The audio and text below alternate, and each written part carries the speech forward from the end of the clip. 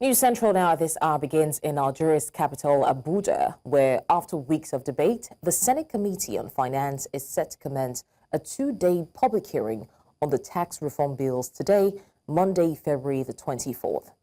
The hearing, which will gather input from key stakeholders, aims to shape Nigeria's evolving tax administration framework.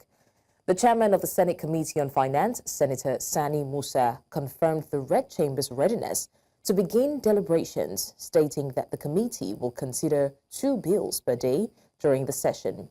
Among the bills under review are the Joint Revenue Board Establishment Fund Bill, the Nigerian Revenue Services Bill, the Nigerian Tax Administration Bill, and the Nigerian Tax Bills. The President of the Nigerian Senate, Godswill Akpabio, is expected to deliver a keynote address and also declare the public hearing open. President Bola Tinubu had transmitted the 4 tax reform bills to the National Assembly on the 3rd of October 2024, which sparked intense controversy among lawmakers and in different parts of the country.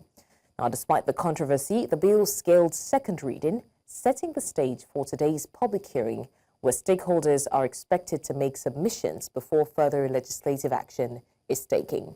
The reforms are expected to play a key role in the federal government's fiscal policies, with key focus on revenue generation, economic revival, and infrastructural development.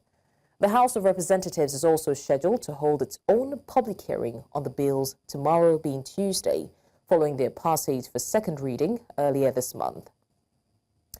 We move now to the southwest as we continue to monitor developments in Osun State, where the All Progressives Congress in the state has instructed local government chairmen, reinstated by the Court of Appeal on the 10th of February, to resume duties on Monday. Now, in a statement issued on Sunday by the APC's Director of Media and Information, Kola Olabisi, the party dismissed social media reports advising the chairman against returning to office, labeling them as fake news propagated by anti-democratic elements. The APC reaffirmed its commitment to the rule of law and urged security agencies to ensure peace across local councils. It also cautioned parents to prevent their children from being used as political thugs, emphasizing the need for calm and order in the state. Meanwhile, Osun State Governor Ademola Adeleke has directed newly elected local government chairmen to steer clear of council secretariats to prevent unrest. Speaking at the swearing-in on Sunday, Adeleke urged the 30 chairmen and their deputies to focus on community development and uphold the PDP's manifesto. He praised the peaceful electoral process, commended security agencies, and thanked President Bola Tinubu for maintaining stability. The Osun State Independent Electoral Commission declared PDP candidates winners of all 332 councillorship and 30 chairmanship seats. Now, Oyo State Governor Seyi Makinde has cautioned the All Progressives Congress against undermining democracy by resorting to self-help in local government administration in Osun State. Makinde issued this warning on Sunday during the swearing-in ceremony of the 30 newly elected local government chairmen in Osun State. He urged the APC not to exploit federal authority to disrupt democratic processes. Congratulating the newly elected chairmen, Makinde tasked them with delivering the dividends of democracy to their people and justifying the trust placed in them.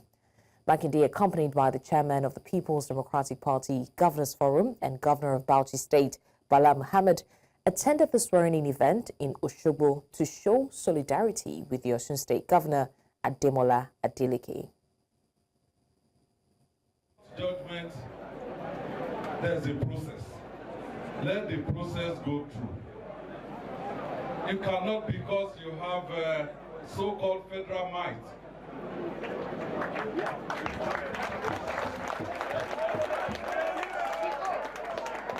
I want to truncate the process.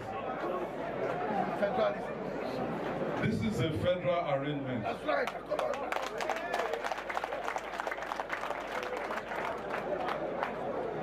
So I'll just stop here.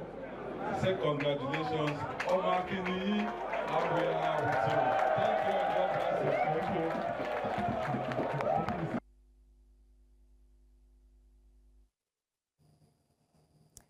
Now, to help us understand the situation in Osun State, we're now joined by a political affairs analyst, Dr. Akin Fakponda. Thank you so much, Dr. Fakponda, for joining us.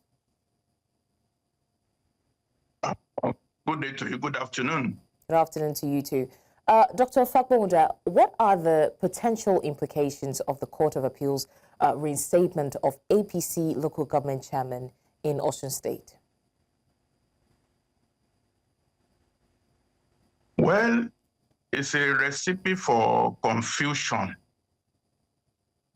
The problem we have now in the country is that the system, the polity is not well structured.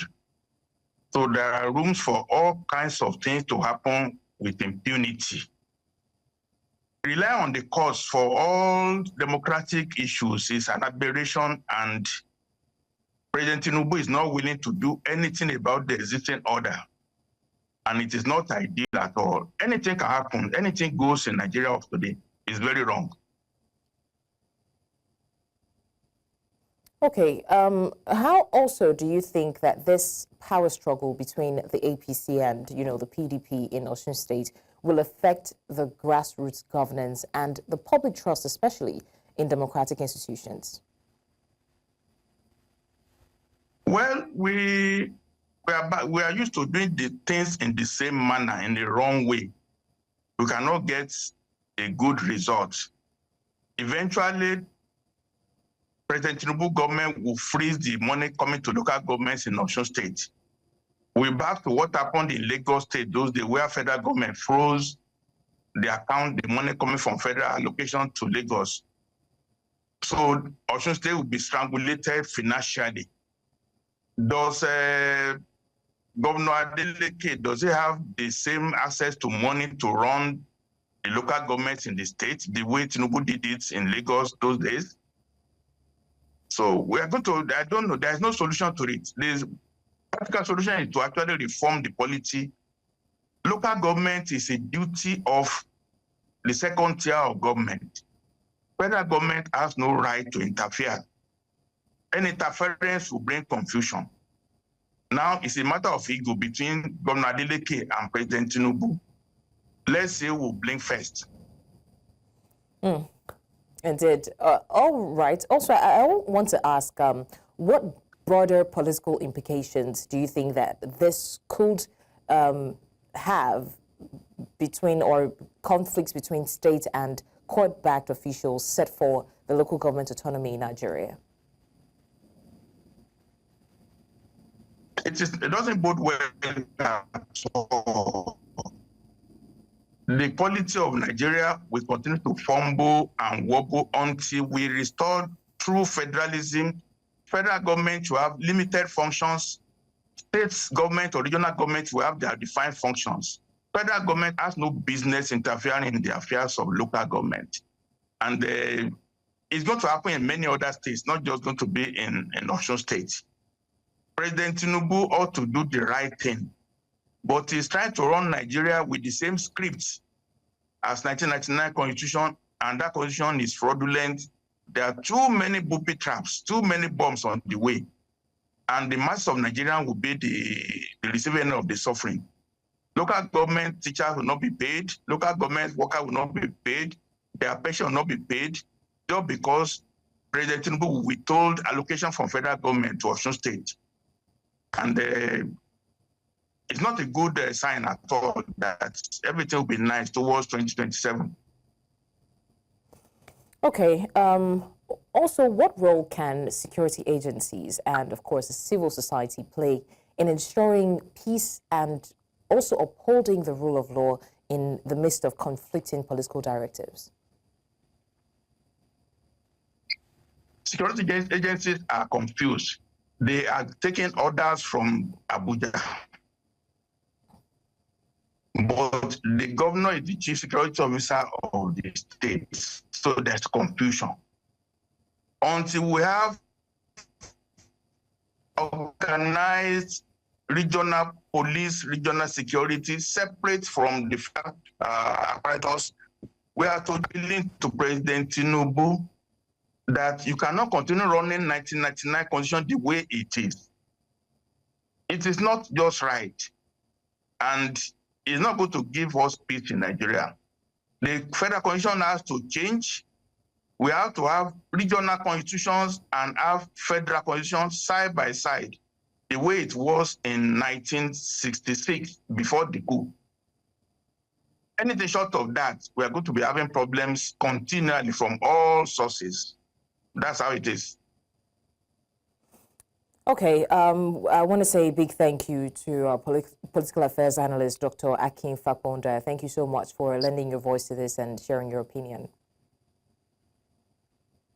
Thank you very much. All right, more stories now. Ondo State Police Commissioner Wilfred Afolabi has ordered heightened security around the venue for Governor Lucky Aiyedatiwa's swearing-in today.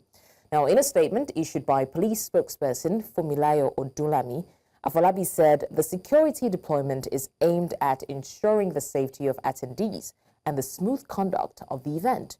He directed that VIP escorts must not enter the venue with rifles, but may remain at designated perimeter areas. Motorists have been advised to use alternative routes to reduce congestion, while vehicle owners near the stadium should park in secure locations. All security agencies will be on the ground to enforce compliance and maintain order. Meanwhile, Ondo State Governor Lucky Aiyedatiwa marked his swearing-in on Monday with an act of clemency, granting freedom to 8 inmates and reducing the sentences of 35 others. Now, acting on the recommendations of the State Advisory Council on the Prerogative of Mercy, Aiyedatiwa ordered the immediate release of 8 convicts. He also commuted the death sentences of 15 inmates to prison terms, while 20 others serving life sentences had their jail terms reduced. The governor's chief press secretary, Ebenezer Adenio, made the announcement in a statement on Monday. In October 2024, Aiyedatiwa also swore in 6 new judges to strengthen the state's judicial system. Many thanks for staying with us. Now, what you saw on your screen before that short break was the Senate Committee on Finance commencing a 2-day public hearing on the tax reform bill. We started today. We apologize for the poor audio quality. We'll get that sorted, and then we'll go back to join them live with the conversations. But in the meantime, back to the news. The former governor of Cross River State, Donald Duke, has urged members of the People's Democratic Party to prioritize unity and stability within the party. Speaking at the South-South Zonal Congress in Calabar, Duke emphasized that internal divisions and defections to the ruling All Progressives Congress threaten the PDP's future, but unity could restore its influence. Meanwhile, the Minister of the Federal Capital Territory, Nyesom Wike, defended his role in the APC-led government, denying allegations of anti-party activities. Wike accused the PDP of hypocrisy, highlighting similar actions by other party leaders. He insisted that no one could intimidate him and vowed to continue fighting until the right thing is done. Now, Abia State Governor Alex Otti says his administration will not negotiate with individuals who, he claims, previously contributed to the state's decline. Now, speaking during the church services at the Masters Vessel Church and Power World Ministry International in Umuahia on Sunday, Otti said some of these individuals, now resorting to blackmail and misinformation, had sought negotiations and inclusion in governance, but were rejected. Now, according to the governor, his administration upholds integrity and will never engage with criminals. He highlighted efforts to restore a culture of hard work and dignity among citizens, noting that his free and compulsory education policy has significantly increased student enrollment, placing pressure on existing school facilities. Let's go now to education matters. The Academic Staff Union of Universities, Kaduna State University branch, has suspended the strike it began a few days ago. The union had embarked on an indefinite strike last Tuesday over long-standing issues with the university management dating back to 2009 and 2017. However, the strike was called off on Sunday following the intervention of Kaduna State Governor Uba Sani. Chairman of the ASU Kaduna State University branch, Dr. Peter Adamu, said the state government demonstrated goodwill by immediately releasing funds to cover 60% of withheld September 2017 salaries and the CWES supervision allowance for 5 sessions. He added that the Kaduna State government has also agreed to a timeline for paying 5 months of withheld salaries, May to September 2022, promoting arrears, earned academic allowances, pension remittances from 2009 to 2019, death benefits, as well as group life assurance. The Minister of Works, David Umahi, has flagged off the repair and construction works of the first and second phase of the Shagamu interchange to Ore Expressway. The minister, during the flagging off ceremony in Ogun State, says that President Bola Tinubu is committed to building quality road infrastructure to ease the burdens on citizens in line with the renewed hope agenda. It's a bit complex, but I will explain it in 4 sections. The first section is the one of Beja, and that is called phase 1. And Beja, completed their own job. Then the same phase 1 section 2 is Baru Sisi. The bound going to Ibadan is badly failed. Over 30% of that road is failed. This is a road that is leading to many northern states and the 17 southern states. And we are very happy that the president, has given very serious and committed attention to it. And this road today will be flagged off by no other person by Mr. President, represented by his son, very smart son, Governor Dapo. Road infrastructure plays a fundamental role in the socio-economic development of any nation. The administration of our amiable president has remained committed to leveraging our natural resources and mineral deposits by linking rural roads to urban centers, commercial hubs, and industrial corridors. This strategic approach aligns and reinforces the federal government's renewed hope agenda and commitment to rebuilding, expanding, and modernizing our national road networks, railways, and airports, all which are critical to our country's economic prosperity. Now, 5 days after an explosion rocked Cawthorne Channel 1 flow station situated between Bonny and Degema local government areas in Rivers State, the cause of the explosion is yet to be made public. The NNPCL, in a statement, had explained that there were no casualties recorded, but residents of Kilometre, a community in close proximity to the flow station, are saying otherwise. A stakeholder in the community and the immediate past surveillance chairman in charge of Cawthorne Channel 1 and its environs, Pauline Daniel, is worried that the crude spill is now flowing to the 22 settlements of Kilometre and its environs. Our News Central's Biola Festus is currently at the flow station as we speak, and she now joins us live. Biola Festus, thank you for joining us. What can you tell us about the explosion? Okay, the fire explosion happened some 5 days ago, where the viral social media video showed some vessels on fire, on flames. Now we've been to the channel, to the Cawthorne Channel itself, and we've seen that some vessels were actually burnt. Some of them have already sunk into the sea, and you can only see a little of the debris, while about 2 are still standing. Now, what we really notice is that the oil, the crude from these vessels are now flowing into the surrounding communities. And one of that community, which is very close, or which is host to this Cawthorne Channel, is the Kilometre community in Bonny local government area of Rivers State. And we've also seen that the people are crying that they've been affected, that their livelihood, which is mainly fishing, has been affected. We have one of the community stakeholders here to speak with us.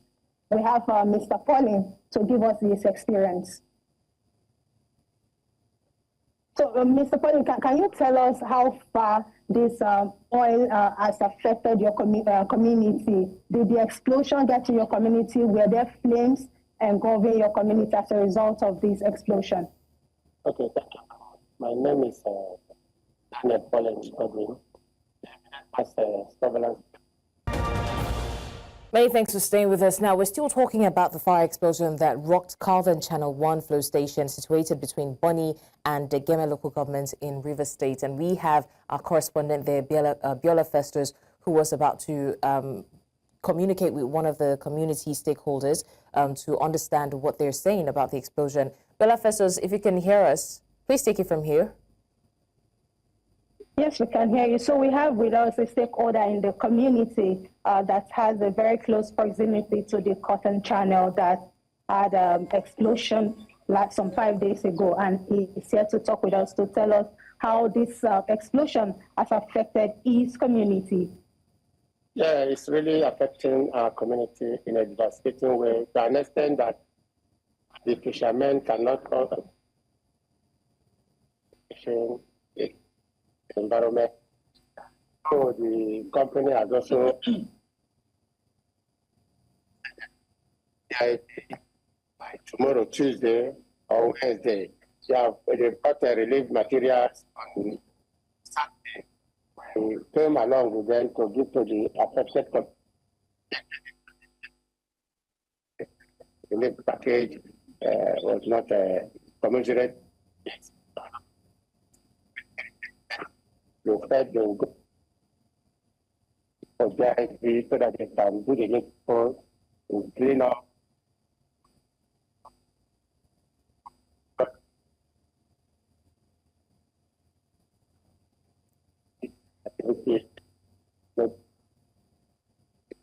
Okay, Biola Festus, I'm so sorry, we can't hear him speak, but can you just give us a summary of what he's trying to say, how the community people have taken it and how it has affected them as well? No, everywhere standing by. Nothing can be done there because the place is devastated. So nothing can be done now until after the day, and then there and then they will start maintenance. The maintenance will commence. Okay, while the community awaits a joint investigation visit, while we were coming from Port Harcourt to this community, on the sea we could see oil flowing to the community. We could just see oil all over the water. And the stench from this crude was something so devastating that some of our crew members developed upset while we were on our way to this place. We also have another person from the community who would like to speak with us. Can you further explain what the situation in this community is like now? Because as a result of the smell while we were coming, we some danger. How are you people faring with this thing? Very much. My name is Silvana Fidatulus. I'm one of the community security personnel from Florida. In fact, I was among the first responders when the call came. All right, clearly we can see that the people in the communities here are affected, and of course, if nothing is done, especially to stop the flow that Biola did mention that they witnessed when they got there, then the community will be in further jeopardy. But unfortunately, we couldn't get the clarity in audio as they spoke, but we were able to get a bit of the message, and we're hoping that Biola can further document it for us going forward. But in the meantime, let's go to more stories. Elsewhere, the Nigerian Army, in collaboration with other security agencies, has dismantled 18 illegal refining sites, arrested 17 suspected oil thieves, and demobilized 10 boats. Troops of the 6th Division also recovered over 25,000 litres of stolen petroleum products across the Niger Delta region. In a statement signed by Acting Deputy Director of Army Public Relations, Lieutenant Colonel Jonah Danjuma, the military confirmed that these achievements were recorded in a series of operations conducted between 17 and 23rd February 2025. According to the statement, troops recorded significant successes in Rivers State, particularly around Kilometres 45 and the Idama general area in Akuku-Toru Local Government, where they destroyed 2 active illegal refining sites and intercepted 3 wooden boats carrying over 9,000 litres of stolen crude. And now to some sports stories. ITTF Africa President Eniton Oshodi has expressed confidence in Tunisia's preparations for the 2025 ITTF African Cup, calling it a tournament that will showcase the continent's growing strength in table tennis. He highlighted Africa's progress on the global stage and expects a high level of competition. The tournament, a key qualifier for the ITTF Singles World Cup Macau 2025, will take place from February 25 to 27 at the El Manza Multi-Purpose Stadium in Tunis.